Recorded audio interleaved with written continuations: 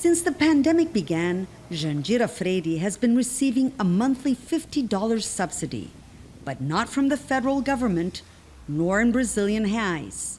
The seaside town of Marica, where she works, lives off oil royalties and has decided to spend the money on social plans.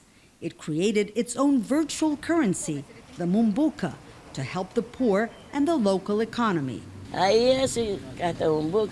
Since we can only use Mumbucas in our town, the local commerce is still thriving, and we were able to keep our doors open when so many in other parts of the country have closed theirs.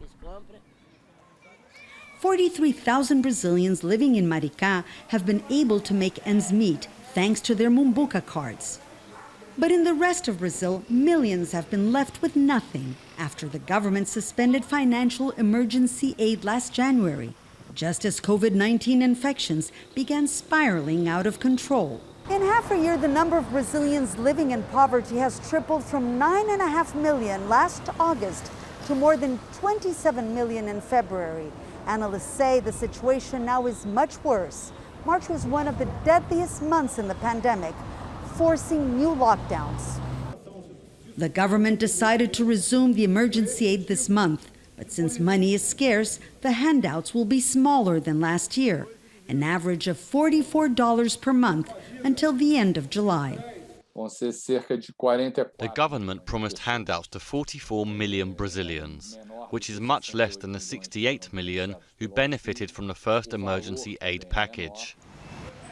Valdir Canella tells us he is counting the days to receive the promised help.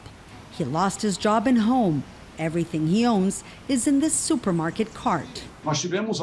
Since last year, more than 700,000 companies have gone bankrupt. This is dramatic.